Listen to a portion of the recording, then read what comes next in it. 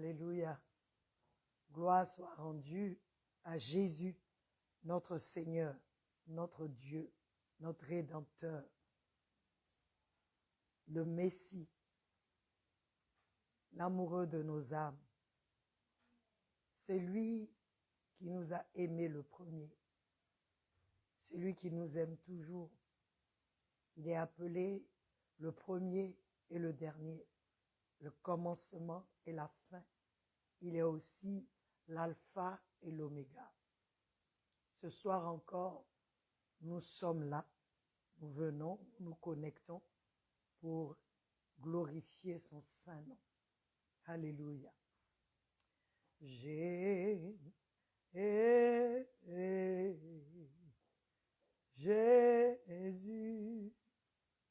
tu as les paroles de la vie, la vie. À qui irions-nous?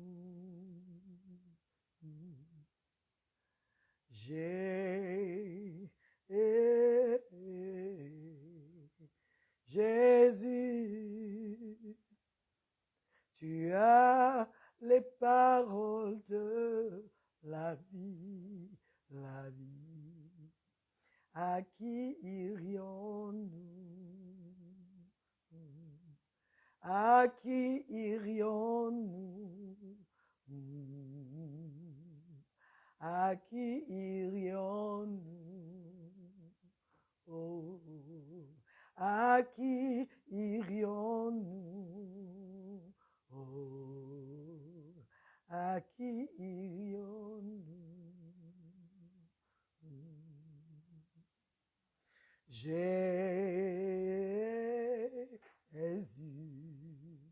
Jésus, oh, tu as les paroles de la vie, la vie.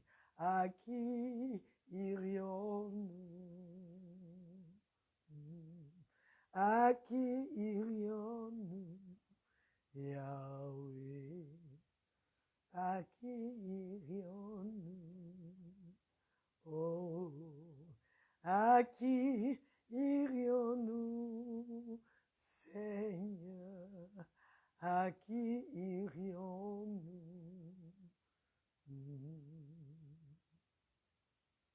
Tu as les paroles de la vie, la vie. À qui irions-nous? Oh, tu as les paroles qui guérissent, Seigneur. À qui irions-nous? Oh,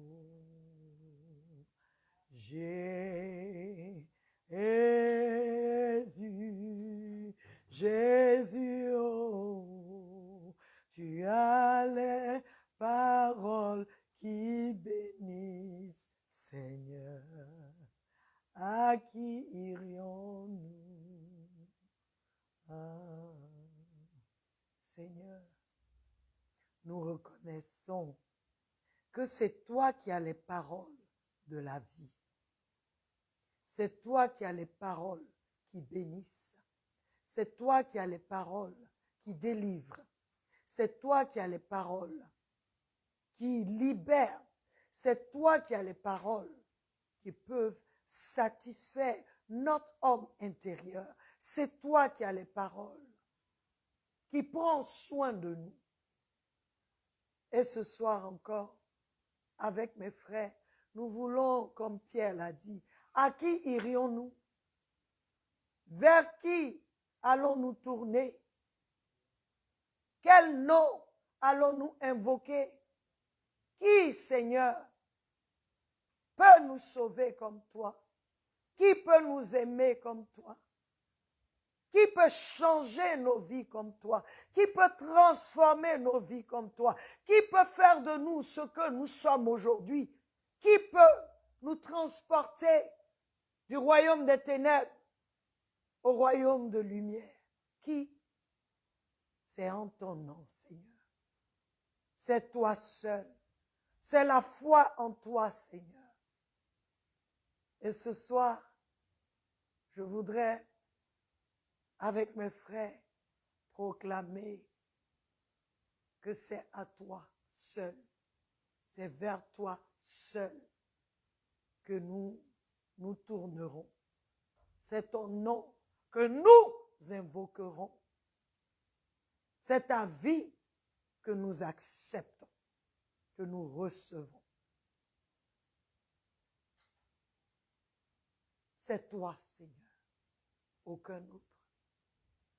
Il n'y a point de Dieu comme toi. Il n'y a point de Dieu comme Jésus. Il n'y a point de Dieu comme Jésus. Il n'y a point de Dieu comme Jésus. Il n'y a point de Dieu comme Jésus. Yes. Il n'y a point de Dieu comme Jésus. Aucun autre.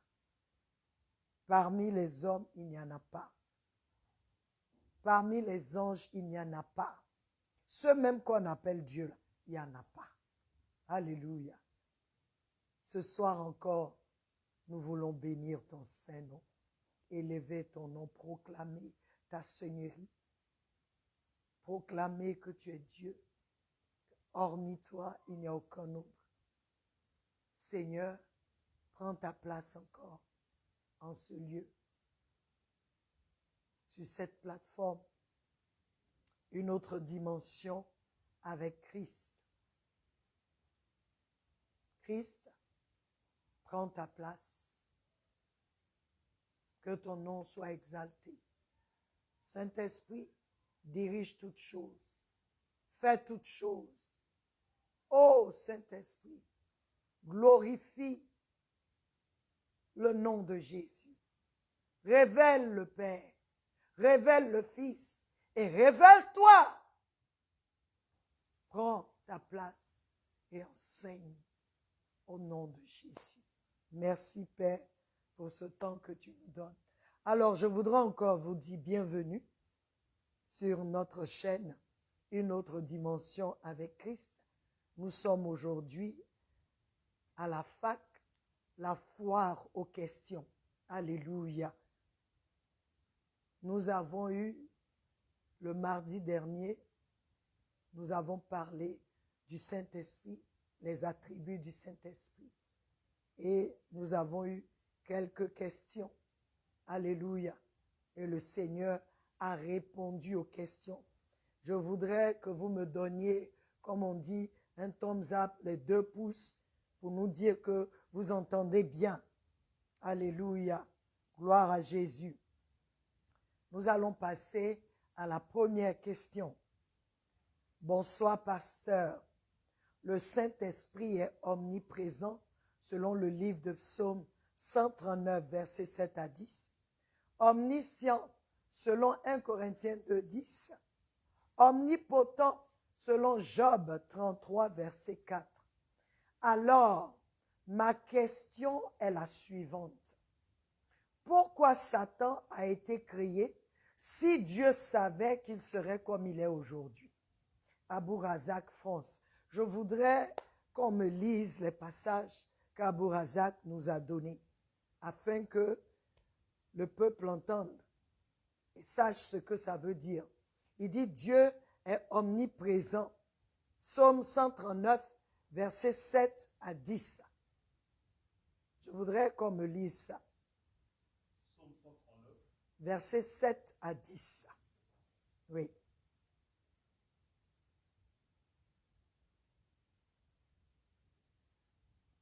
Tu peux lire.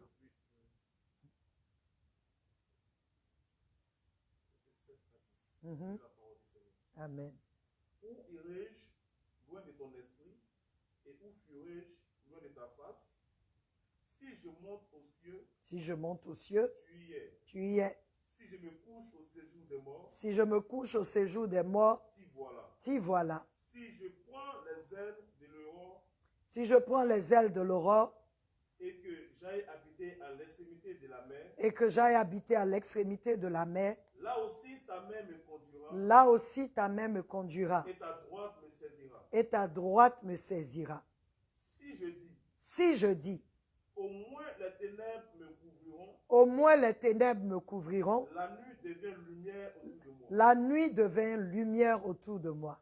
Même les ténèbres ne sont pas obscures pour toi. Même les ténèbres ne sont pas obscures pour toi. La nuit brille comme le jour, La nuit brille comme le jour, et les ténèbres comme la lumière. et les ténèbres comme la lumière. Il dit, il est omniprésent. Il dit omniscient. Nous allons lire 1 Corinthiens 2, 10. Alléluia. 1 Corinthiens 2, 10. 1 Corinthiens 2, verset 10. Omniscient. 1 Corinthiens 2, le verset 10, c'est la parole du Seigneur. Amen. Dieu nous les a révélés par l'Esprit. Dieu nous les a révélés par son esprit. Car l'Esprit sonde tout, même les profondeurs de Dieu. Car l'esprit sonde tout, même les profondeurs de Dieu. C'est bon, c'est le verset 10. Omnipotent, Job 33, 4. Job, le livre de Job dans l'Ancien Testament, 33, verset 4. Job 33, le verset 4. L'Esprit de Dieu m'a créé. L'Esprit de Dieu m'a créé. Et le souffle du Tout-Puissant m'anime. Et le souffle du Tout-Puissant m'anime. Donc sa question est, si Dieu est tout ça là, pourquoi Satan a été créé si Dieu savait qu'il serait comme il est aujourd'hui? Alléluia. Bonsoir Aborazak et sois béni. Cette question est une question qui est récurrente. C'est une question que beaucoup de gens posent. Si Dieu sait, alors pourquoi il a laissé faire? Pourquoi ça s'est arrivé? Puisque Dieu sait tout, pourquoi? Abou, la première des choses que je veux clarifier, c'est le si là. Parce que quand il dit s'il savait, pourquoi? C'est comme si ça l'a surpris et ça ne l'a pas surpris. Il est omniscient. Dieu sait. Il n'y a pas de si. Dieu n'est pas surpris. Il sait. Il est omniscient. Il est omniprésent. Il est omnipotent. Alors comme nous savons, j'aime ça, comme nous savons que Dieu sait, donc nous devons avoir l'assurance que parce qu'il sait comment ça va se terminer. Il connaît la fin de la chose.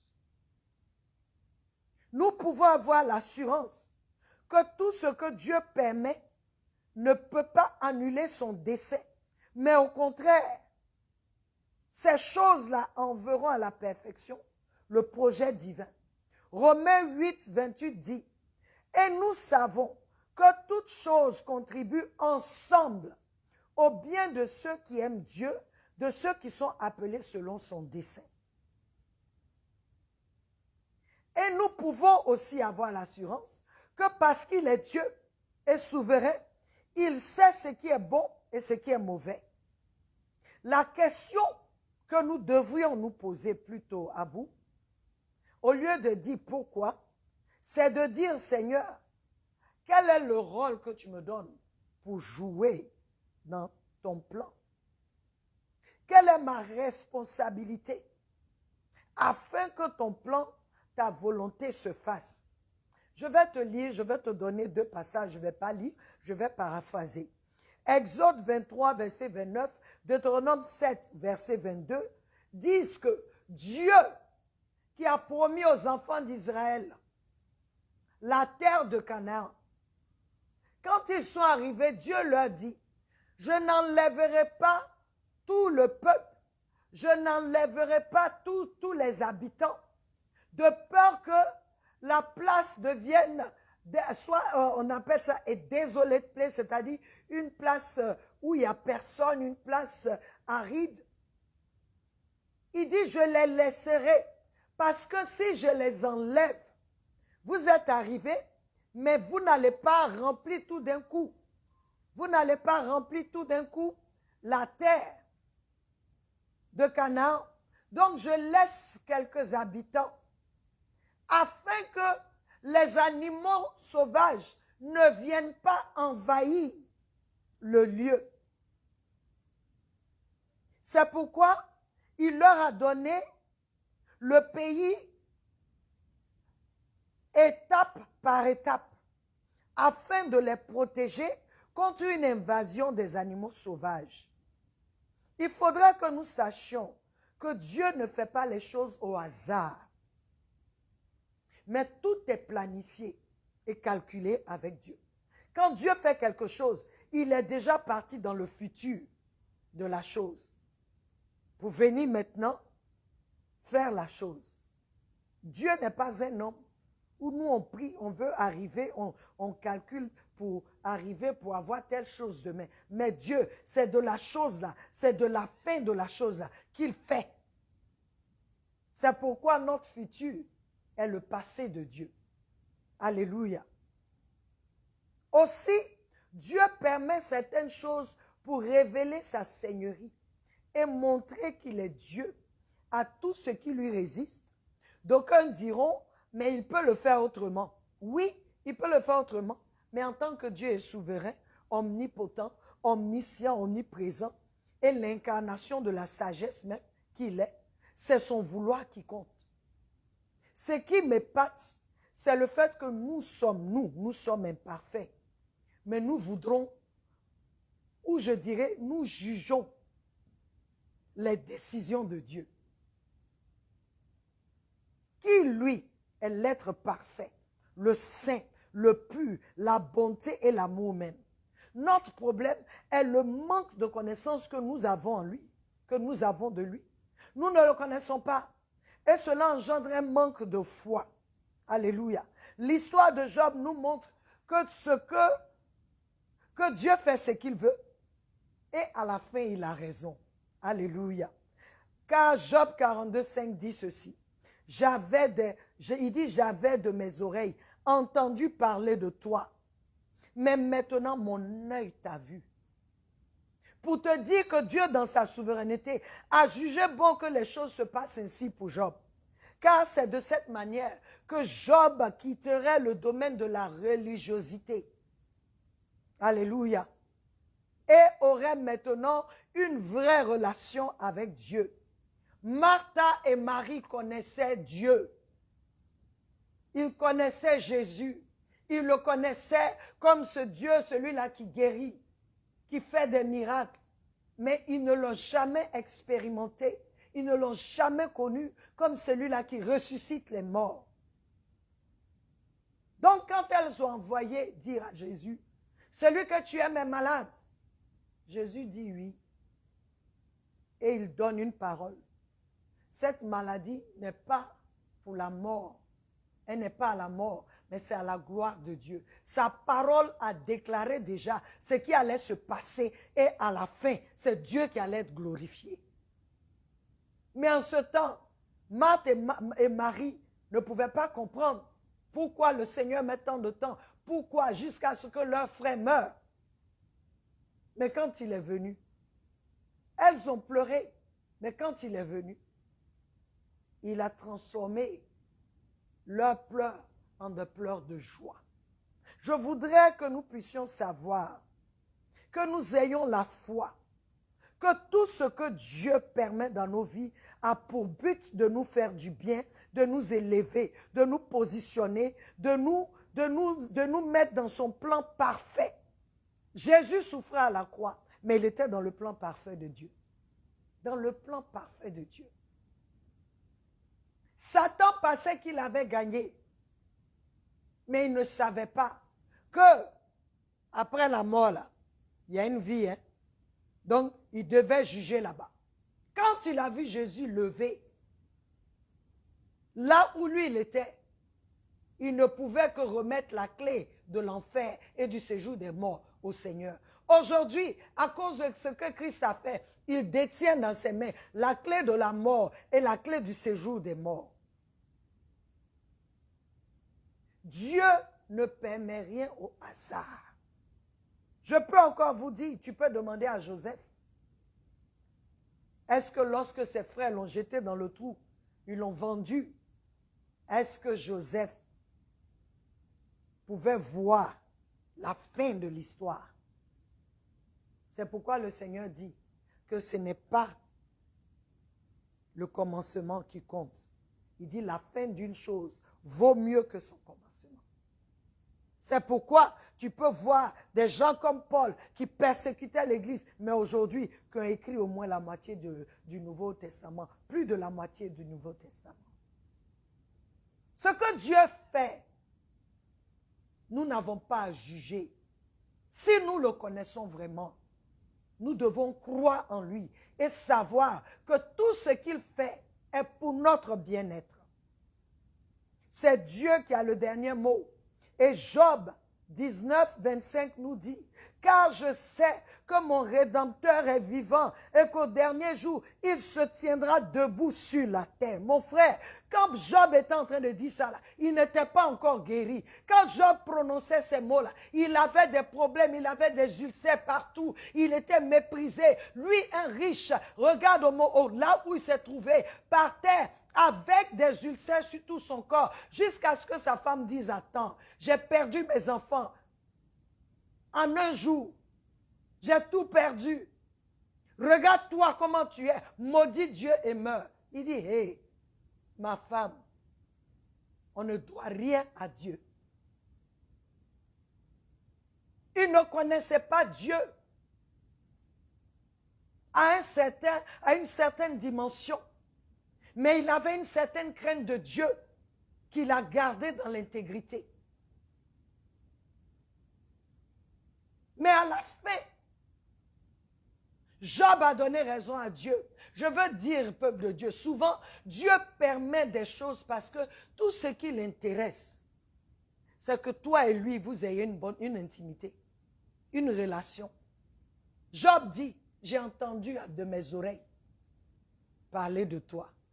Mais maintenant, mes yeux t'ont vu, c'est-à-dire, maintenant, je t'ai expérimenté d'une manière où encore c'est terminé. Ma foi en toi va encore à un autre niveau. Ma marche avec toi, mon engagement avec toi va à un autre niveau. Parce que je t'ai vu, tu es sage, tu fais des choses on ne comprend pas, mais à la fin, tu as raison.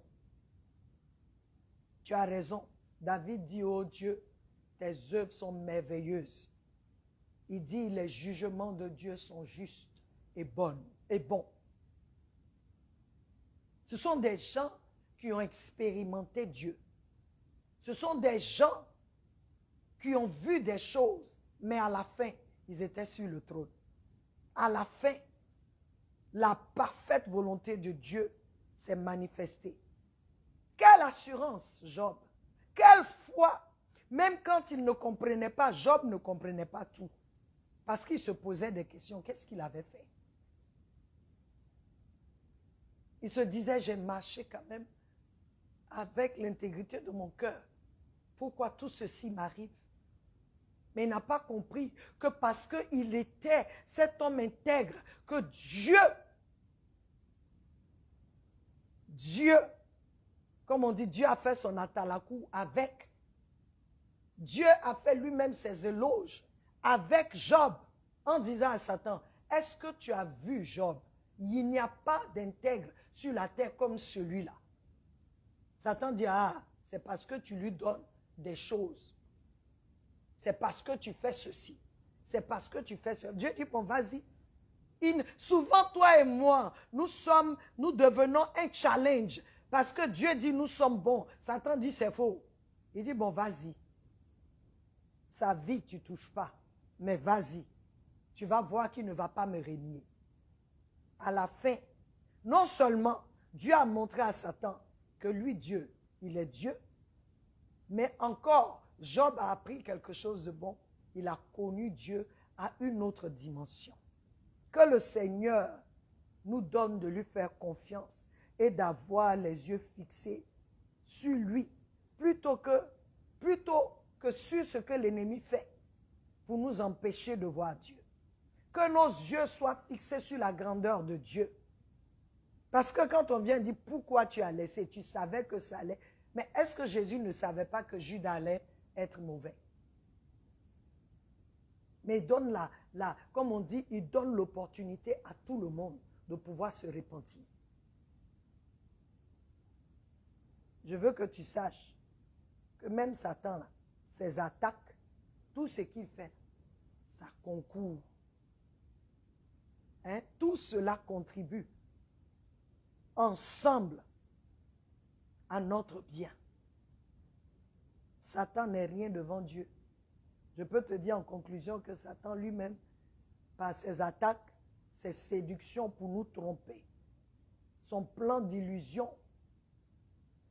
rentre dans l'accomplissement du plan de Dieu pour nos vies. Parce que quand il fait là, Dieu le regarde. Puisqu'à la fin, on sait qui gagne. Donc aujourd'hui, je voudrais encourager quelqu'un qui pose cette question comme Abou Razak. Mais pourquoi, si Dieu est si amour, pourquoi si Dieu est si bon, pourquoi la terre est tourmentée, les hommes sont tourmentés, mais tournez-vous vers Dieu. Celui qui se tourne vers Dieu, qui marche comme Dieu, les autres seront tourmentés, mais pas toi. Parce que dans le troupe, sa paix te garde. Il dit, il veille sur ses enfants. Il est le Dieu qui ne dort ni ne sommeille. Le Dieu qui garde Jérusalem, qui veille sur ses enfants. Je voudrais nous encourager, au lieu de nous poser des questions sur Satan était toi. Qu'est-ce que Dieu te demande de faire? Est-ce que tu fais cela? C'est ça le plus important. Pourquoi s'il savait que Satan était mauvais, Satan allait devenir, Lucifer allait devenir Satan? Pourquoi? C'est Dieu qui sait. Ce jour-là même, nous tous, on va lui demander. Mais, aujourd'hui, ma question à moi, c'est quel rôle tu veux que je joue? Quelle est ma responsabilité pour que ton plan pour le monde, pour les hommes, s'accomplisse? Amen. Sois béni, Abou Razak. Je suis contente de t'entendre. J'aime tes questions. Alléluia. Nous avons une autre question. Bonsoir, pasteur. Je suis Ismaël du Togo. Jésus est mort pendant 3 jours. Durant sa mort, combien restait-il de la Trinité? Ismaël, j'ai dit, hein, ça là, ça va t'amener au ciel ou bien. Mais, je ne méprise pas ta question parce qu'il y a beaucoup qui sont troublés par ces choses-là. Je voudrais que tu saches, nous allons lire Hébreux 9, 14, pour que tu saches que la Trinité a toujours été ensemble. Combien plus le sang de Christ, qui, par l'Esprit éternel, s'est offert lui-même à Dieu, sans tache, purgera-t-il votre conscience des œuvres mortes pour servir le Dieu vivant? Ismaël, la mort de Jésus à la croix, sa crucifixion, c'est ça, non? Tout ça ont été élaborés par le Père, le Fils et le Saint-Esprit. Leur plan, ce plan, que l'un d'entre eux aille à la croix pour les hommes, ils ont fait ce plan ensemble. Donc déjà, ils étaient ensemble dans le plan. Quand Jésus est venu sur la terre, dans la chair, le Saint-Esprit était impliqué. Le Père était impliqué. Maintenant, même pour s'offrir, là, il s'est offert par l'Esprit éternel. Le Saint-Esprit était impliqué. Tu sais, le sacrifice, là, c'était qui en premier? Ce n'était pas Satan. Ce sacrifice était offert à Dieu d'abord. Oui. Ce que Jésus a fait à la croix, là, c'est un sacrifice qui était offert à Dieu, le Père. Parce qu'il fallait réconcilier l'homme à Dieu. Il fallait payer la dette des hommes. Il fallait ce sacrifice que Dieu pouvait agréer. Ce n'était pas d'abord Satan, c'est Dieu. Il fallait ça.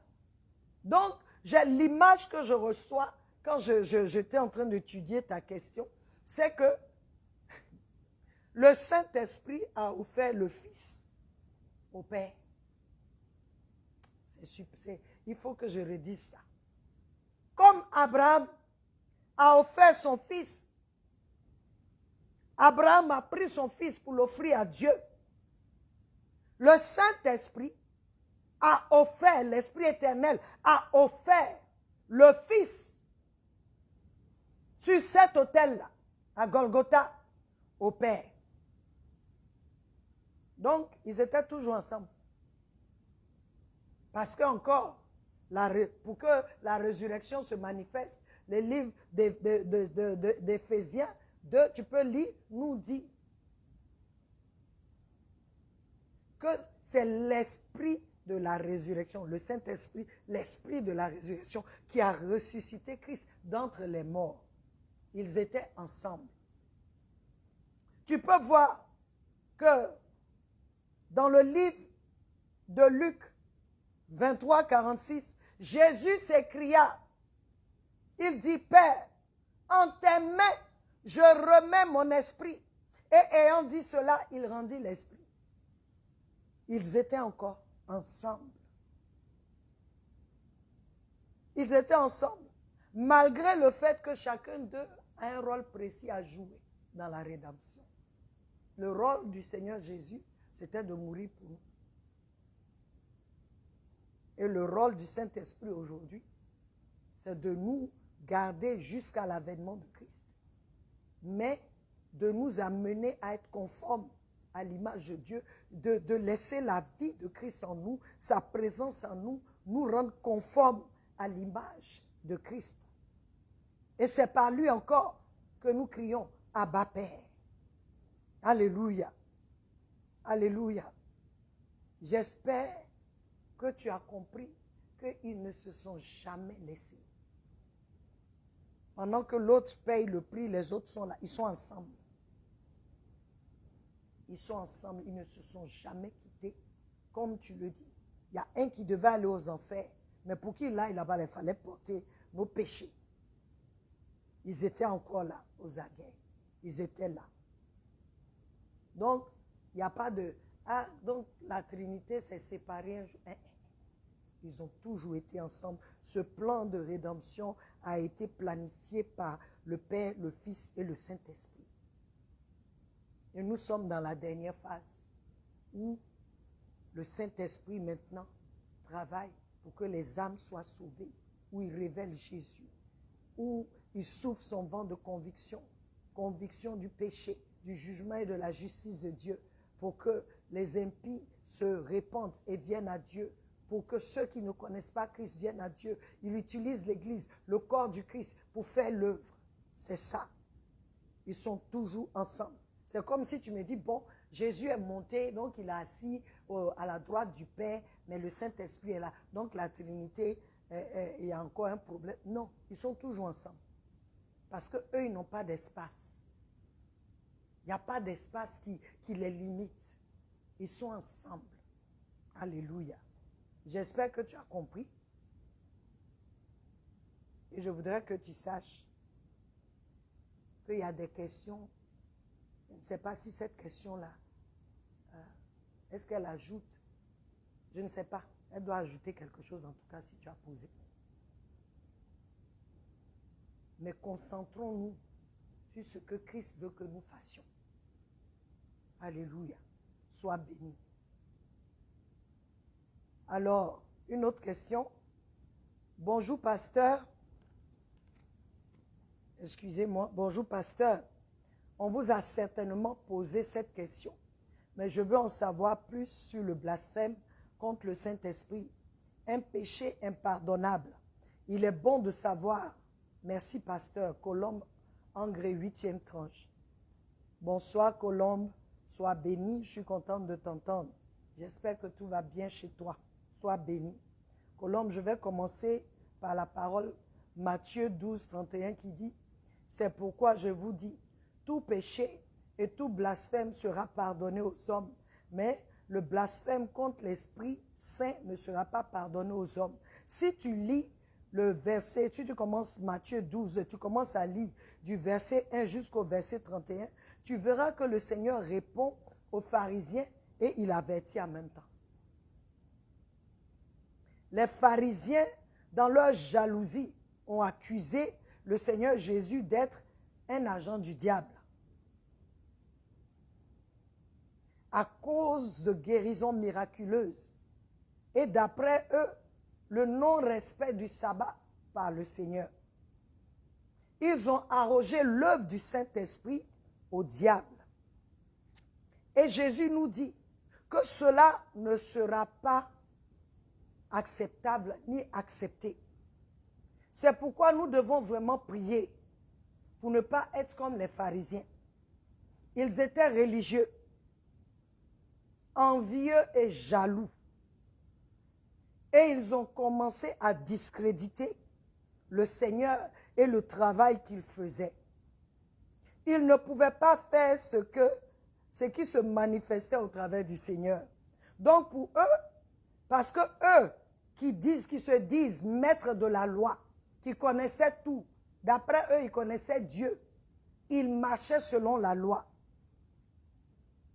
Ils ont vu un qui est venu, qui a montré une doctrine excellente et qui faisait des choses extraordinaires, qui manifestait Dieu, qui rendait palpable, qui rendait visible le royaume de Dieu. Ils se sont dit non, celui-là, il y a quelque chose d'autre qui se passe. Il doit être avec eux.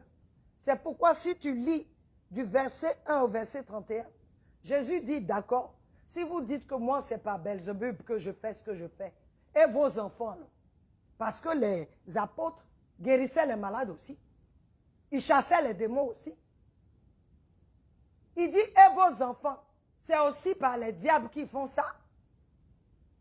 Et ça, ta question m'a amené à parler au corps du Christ. Comme souvent, on ne manifeste pas ces choses-là, et qu'on a le pasteur de l'autre église qui manifeste ces choses-là, on trouve que non, non, non, non, non. Lui, là, il a fait des pactes pour pouvoir faire. Faisons attention. Parce que si nous avons l'Esprit de Dieu, nous allons reconnaître. Nous allons être comme Nicodème qui dira, « Hey, ce que tu fais là, c'est Dieu seul qui peut faire. » Nicodème, qui était docteur de la loi, est venu trouver Jésus la nuit. Parce qu'en tant que docteur de la loi, il ne manifestait pas ça. Mais il est venu trouver le Seigneur Jésus. Il dit, non, non, non. Ce que toi tu fais là, personne ne peut faire ça s'il n'est pas avec Dieu. Ce que toi tu fais là, si Dieu n'est pas avec lui, il ne peut pas faire ça. Ce que toi tu fais là, si Dieu n'est pas là, ça ne peut pas se passer. Ce que toi tu fais là, c'est parce que Dieu est avec toi. Alléluia. Je voudrais vraiment nous parler, peuple de Dieu, que nous arrêtions de calomnier, parce que ce n'est même pas en haut, c'est dedans. Que nous arrêtions de calomnier nos frères que Dieu utilise vraiment par la jalousie. Alléluia. Par la jalousie, arrêtons. Si tu as l'Esprit de Dieu, tu sauras que Dieu est en train d'utiliser quelqu'un. Si tu as l'Esprit de Dieu, tu sauras que Dieu utilise quelqu'un. Donc, le Seigneur nous demande, par cette question, ça m'a interpellé. Parce qu'il avertit, si tu donnes l'œuvre que lui il est en train de faire, l'œuvre du Saint-Esprit, tu arroges ça à quelqu'un, tu donnes la gloire au diable, tu donnes la gloire à quelqu'un d'autre. Il dit, hey, je joue avec toi, mais pas avec le Saint-Esprit. Il continue même, il dit, vous pouvez blasphémer le Fils de Dieu, de l'homme. Vous pouvez dire des choses même, mais celui-là, je vous préviens, celui qui va dire, qui va prendre son œuvre pour dire que c'est le diable qui fait, il ne sera pas pardonné.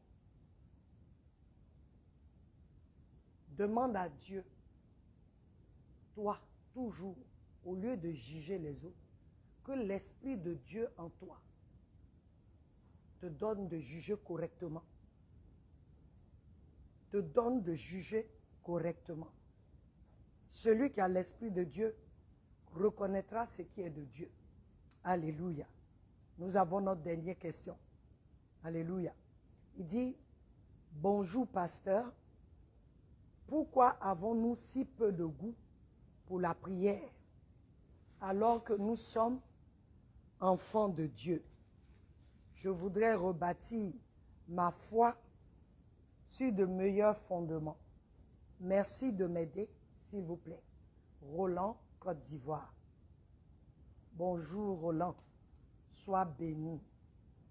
Matthieu 26, 36, 41 dit, veillez et priez afin que vous n'entriez pas en tentation. Veillez et priez afin que vous n'entriez pas en tentation. Car l'esprit est bien disposé, mais la chair est faible. L'esprit est bien disposé, mais la chair est faible. L'un de nos problèmes, mon frère, l'un de nos problèmes, la chair est faible. La chair est faible. Sinon, la prière, comme je l'ai déjà dit, la prière est en premier le moyen de communiquer avec Dieu. La prière est en premier le moyen, c'est la communion. C'est la communion avec Dieu. La vraie communion entre toi, moi et Dieu. Donc l'ennemi, sachant que si nous avons cette communion, cette intimité avec Dieu, nous ferons des dégâts dans le camp de l'ennemi. Il y a des distractions à tout niveau pour nous empêcher de communiquer avec notre Père.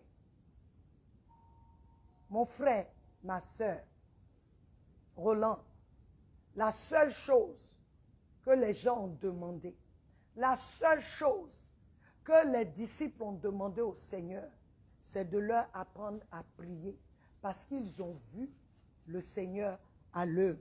Ils ont vu que la présence de Dieu, ce que Jésus fait, la communion de Christ avec le Seigneur, ils ont vu que cela a changé. Ils voient chaque matin, quand ils se réveillent, ils voient que Jésus n'est pas là. Mais quand ils s'en vont, ils voient que tous les jours, Jésus avait des directives, il avait des instructions. Allons de ce côté, faisons ceci. Ils ont su que cela se passait dans la prière. Alléluia. Ils ont su que cela se passait dans la prière. Et Jésus a montré à Jean, Pierre et Jacques, lorsqu'ils sont montés sur la montagne, on appelle la montagne de la transfiguration. Pourquoi? Parce qu'ils ont été transfigurés, mais il est allé prier avec eux. Et ils ont vu ce qui s'est passé. Donc l'ennemi ne va pas jouer avec ça. Tu n'as pas remarqué que tu peux regarder la télé. Quand tu vas maintenant pour prier, tes yeux s'alourdissent. Le sommeil prend le dessus. Pourtant, tu veux prier quand tu ouvres ta Bible. Tu veux dormir. Souvent même, tu dors, tu te réveilles le matin, ta Bible est dans ta main. Tu es resté même dans la position assise. Et tu as dormi. Mais si tu es devant la télé, sommeil ne vient pas. Pourquoi? Il y a des distractions. Et c'est à nous de nous discipliner parce que Dieu ne va pas descendre pour faire ça pour nous. C'est à nous de nous discipliner. C'est à nous dans notre cœur. C'est ça maintenant, ça vient de ton cœur. La décision que tu prends pour dire non. Moi, je veux prier. Je veux lire la parole. Je me donne 1 heure. Saint-Esprit, quelle heure tu veux avec moi? Seigneur Dieu, quelle heure tu veux avec moi? Tu décides que le film que tu aimes là, tu vas jeûner. Ce film-là, tu ne vas pas regarder parce que tu dois faire telle chose. Alléluia. Tu dis non, si tu es comme moi, tu aimes les Avengers. Mais quand je finis de regarder Avengers, Satan a un problème. Parce que quand je me lève, je dis, ah, mais je suis le vrai Avenger. Je suis celle-là qui doit libérer le monde. Je commence à prier.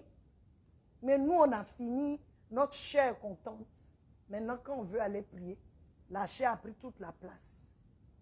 l'esprit ne peut plus rien. Il dit, la chair est faible. Donc, comme tu dis, comment tu dois faire là?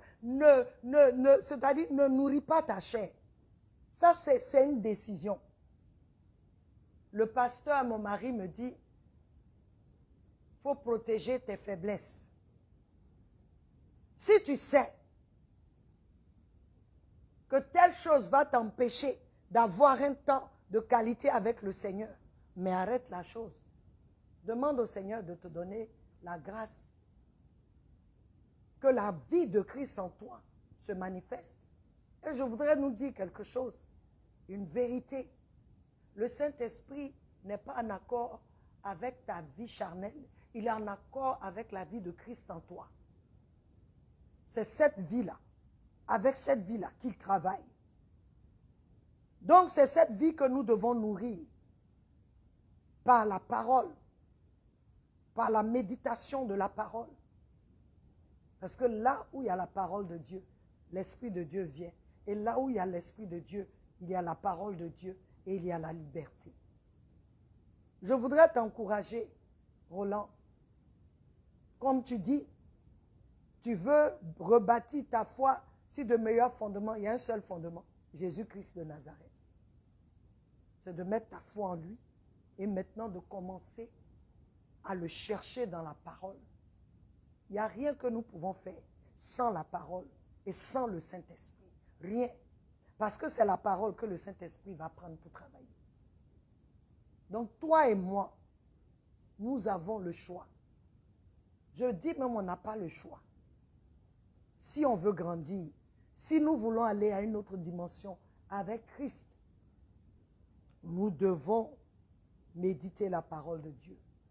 Et ce que tu médites là, c'est de là que tu pries. Oui, on se lève, on prie comme ça. Tu peux avoir des paroles que le Seigneur t'a données parce qu'arrivé à un moment, le Seigneur te donne une parole, tu te lèves, tu ouvres la parole, tu la médites et tu commences à prier basé sur cette parole. Mais nous, on ne prie même pas basé sur la parole. Ou bien on a une seule parole qu'on connaît. Tu as dit que si je te demande, tu vas me donner. Si je te demande, tu vas me donner. Si je te demande, tu vas me donner. Donne-moi, donne-moi. Mais ce n'est plus une vie où je viens dire, donne-moi de marcher selon ta parole. Ta parole qui dit telle chose. Ta parole qui déclare, Seigneur, je viens parce que tu as dit que nous marcherons sur les scorpions, sur les serpents et que rien en aucun lieu ne pourra nous nuire qui viendra des ténèbres. Alors je me lève, je prends autorité, je réclame les âmes perdues. Toi, même si tu prends ça, c'est pour toi. Mais quand tu commences à méditer, tu vois que tes prières seront toujours des prières de consécration. Qu'il trouve en toi une maison qu'il peut utiliser. Qu'il soit à l'aise dans la maison que tu es, le tabernacle que tu es, dans sa résidence. Je voudrais que tu prennes le temps pour rebâtir ta foi. C'est la parole. Car il dit la foi vient de ce que l'on entend et de ce que l'on entend de la parole de Dieu. Donc c'est là-bas que ça va commencer. Et ta communion, la discipline. Qu'on se discipline. Je vais prier à telle heure et respecte. Ce n'est pas un rituel, mais tu as un temps de qualité avec Dieu. C'est un temps, ton temps avec Dieu. Même si c'est un verset que toi tu lis, si tu dis que toi tu veux lire un chapitre par jour, lis-le. Et tu vas voir, pendant que tu commences, le Seigneur commencera à te bénir, à t'amener. Quand je dis bénir, ce n'est pas matériel. La vraie bénédiction, c'est de connaître Dieu. Il dit à Josué, et je vais m'arrêter sur ça, Josué chapitre 1, verset 8, il dit que le livre, la loi de ce livre, ne quitte pas tes yeux. Jour et nuit, médite-la. Et assure-toi d'observer, de faire tout ce qu'elle te dira de faire. Car c'est en cela que tu auras un bon succès. Dans le livre Louis II, on dit tu auras un succès. Non, en anglais, on dit tu auras un bon succès. Donc le Seigneur veut dire, Il y a des succès que nous avons qui ne sont pas basés sur la parole de Dieu. Ce n'est pas un bon succès. Mais le succès qui émane d'une inspiration de la parole, qui émane d'une marche basée sur la parole, c'est un bon succès. C'est un succès qui sera éternel. Alléluia. J'espère, Roland, que tu as été béni. Colombe, que tu as été béni. Abou Razak, que tu as été béni. Ismaël, que tu as été béni. Je prie que nous ne nous remplissions pas de tellement de questions philosophiques, parce que c'est ça aujourd'hui où on pose des questions, on est dans des trucs qui ne sont pas essentiels. Cherchons l'essentiel. Cherchons ce qui va nous faire grandir. Cherchons ce qui va nous amener à être des canaux dans la main de Dieu pour l'accomplissement de son plan pour le monde. Les âmes ont besoin de nous. Les âmes ont besoin d'être sauvées. J'espère que vous avez été bénis. Moi, en tout cas, j'ai été béni par les réponses que le Seigneur nous a données. Notre temps tire à sa fin. Je voudrais vous remercier et vous inviter à partager. Alléluia, partager. Parce que ce sont des enseignements qui nous amènent. C'est l'enseignement qui fait que tu grandis. C'est l'enseignement qui fait que tu poses brique sur brique pour construire. Les enseignements, la parole. C'est ça qui nous donne de grandir, de nous construire. Que le Seigneur nous bénisse, que le Seigneur veille sur nous, que le Seigneur donne à chacun de vous un plus grand désir de le connaître. Nous allons nous retrouver encore le mardi et cette fois-ci, nous parlerons des titres du Saint-Esprit. Alléluia. Nous parlons toujours du Saint-Esprit. Alléluia. Nous parlons toujours du Saint-Esprit et la prière. Mais je voudrais que toi et moi, nous le connaissions. Là, quand nous allons parler maintenant de son rôle dans la prière, nous allons voir où Dieu veut nous amener. Soyez bénis et à mardi. N'oubliez pas, je vous aime et Jésus vous aime plus. Amen.